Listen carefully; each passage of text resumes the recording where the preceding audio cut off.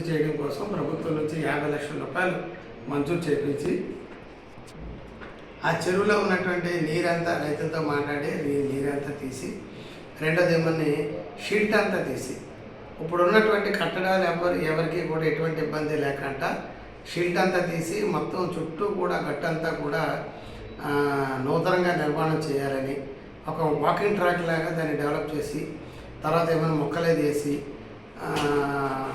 తర్వాత చెరువు కూడా మనకి లోడ్ చేసి శానిటేషన్ అంతా శుభ్రం చేసి చోడవరం పట్టణంలో ఉన్నటువంటి ప్రజలకి సాయంత్రం అయ్యేసరికి వ్యాహ్యాలకి వాళ్ళందరూ కూడా ఆ ట్యాంక్ బాగా నడడానికి ముందు మన ప్రణాళిక అండి.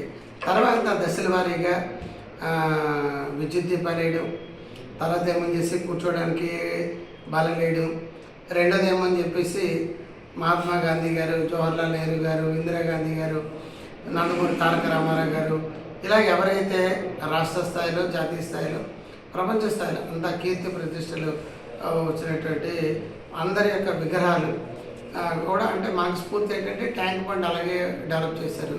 దానివల్ల అంతా కూడా చూడడానికి ఒక పర్యాటక కేంద్రంగా జరిగింది కదా.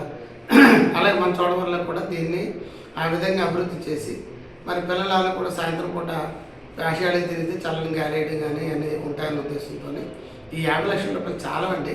50 లక్షల రూపాయలతో పనులు ప్రారంభిస్తున్నాం. 50 లక్షల రూపాయలు అయిన తర్వాత ఇంకా సిఎస్ఆర్ ఫండ్స్ దాతలతోని, స్వచ్ఛంద సంస్థలతోని, అందరితోనే మాట్లాడి ఇంకా ఏ విధంగా మనం బాగా డెవలప్ చేయగలుగుతాం అన్నది. రెండోది, గతంలో ఒకసారి మనం రోడ్ వేసాం గండి కాలనీకి. ఆ రోడ్ వేయడం వల్ల సుమారు ఒక 2 ఎకరాల దగ్గర చెరువు అటుపక్క కటాయికి ఉండిపోయింది.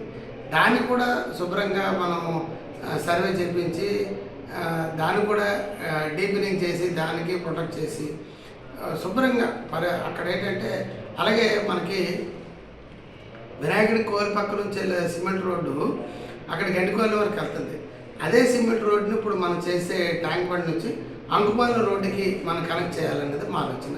చేస్తే ఏంటవుతుందంటే అలాగే బస్టాండ్ నుంచి అంకుపాలెం రోడ్లోంచి వచ్చే వాళ్ళు కూడా ఆ సిమెంట్ రోడ్లు, ఆ తారు రోడ్లోంచి వచ్చి సిమెంట్ రోడ్లోంచి వచ్చి రావడానికి కానీ, ఇలా వాకర్స్ అంతా కూడా ఇది వాక్ చేయడానికి కానీ, పార్కింగ్ ప్లేస్ కార్లు, మోటార్ సైకిళ్ళు ఇప్పుడే కదా, భవిష్యత్తులో ఇంకా జనాలు పెరిగాక వాళ్ళంతా కూడా వచ్చి పార్కింగ్ ప్లేస్ కూడా ఇబ్బంది లేకుండా ఉండేటట్టు మనకి రాకపోకలకి రోడ్డు, ఈ తిరగడానికి చేయడానికి బండి ఏమని చెప్పేసి చెరువులోనే భాగం ఉన్నటువంటి బండిని తయారు చేసి చేయడానికి ఒక ఆలోచన చేసాం. అయితే త్వరలో శంకుస్థాపన చేసి ఆ పనులు కూడా ప్రారంభిస్తాం. రెండోది, రోలుగుంట మండలంలోనేమని చెప్పేసి మనకి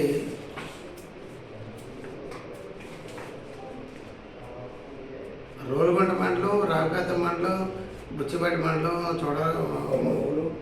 కొమరవోలు, రోలుగుంట మండలంలో కొమరవోలు గ్రామం, రావుకాత మండలంలోనేమని చెప్పేసి రావుకాత హెడ్ క్వార్టర్లోనండి, బుచ్చిపేట మండలం తోటలపూడి.